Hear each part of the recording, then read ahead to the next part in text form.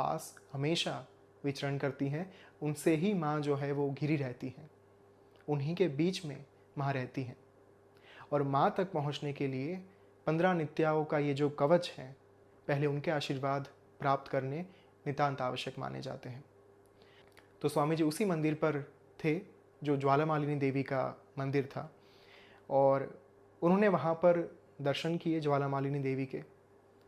मंदिर के बराबर सामने एक यज्ञ कुंड था। अब सामान्यतः मंदिरों में यज्ञ कुंड होना बहुत ही स्वाभाविक माना गया है। हमारे जो बड़े बड़े मंदिर हैं, खास करके पौराणिक मंदिर जितने भी हैं, वहाँ पर यज्ञ कुंड अवश्य प्राप्त होते हैं। किंतु यहाँ का जो यज्ञ कुंड था वो सविशेष था तो ये स्क्वायर ही, यानी कि चतुष्कोण यज्ञ कुंड ही था जिसके 4 कोण थे। किंतु इसमें विशेषता ये थी कि इसके जो एक एंगल है, इसका एक जो पॉइंट है, एक कोना, वो देवी माँ के सामने था। और जब एक साधक यज्ञ कुंड पर बैठे तब भी वो एक कोने के ऊपर बैठते हैं।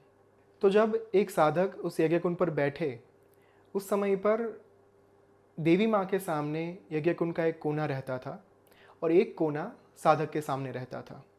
तो स्वामी जी ने उस यज्ञ कुंड को देखकर तुरंत ही उन्हें ज्ञात हो गया कि यह कोई सामान्य यज्ञ कुंड नहीं है, ये किसी तंत्र साधक के द्वारा बनाया हुआ एक विशेष यज्ञ कुंड है, क्योंकि एक तंत्र की साधना के लिए ही इस प्रकार के विशेष डायमेंशन के साथ यज्ञ कुंड का निर्माण किया जाता है।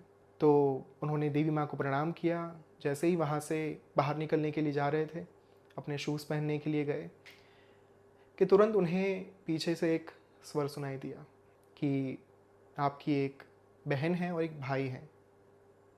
और यदि आपने इफ ट्रूथ बी टोल्ड पढ़ा है, स्वामी जी का संस्मरण पढ़ा है, सत्य कहूँ तो उसमें आपको ज्ञात है कि स्वामी जी के एक बड़े भाई और एक बड़ी बहन है, जिनका नाम राजन भाई है और उपासना दीदी है।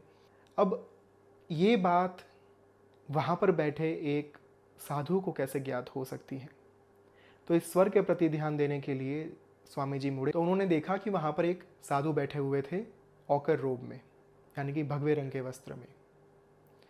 और स्वामी जी ने तुरंत उनके पास जाकर प्रणाम किया और साधु ने कहा कि आप सब कुछ अपना छोड़कर, आप पहले विदेश हुआ करते थे और विदेश से अब आप भारतवर्ष रहने के लिए आ चुके हैं। आपका मूल उद्देश्य साधना करने का है और आपको ईश्वर के दर्शन के अतिरिक्त और कुछ भी नहीं चाहिए। तो स्वामी जी उनकी बात सुन रहे थे। वे स्वयं भी एक बहुत बड़े भविष्यवेत्ता थे, यानी कि एस्ट्रोलॉजर थे, तो उन्हें भी अपना भविष्य जो है वो कहीं ना कहीं ज्ञात था। तो वे प्रतीक्षा कर रहे थे कि साधु के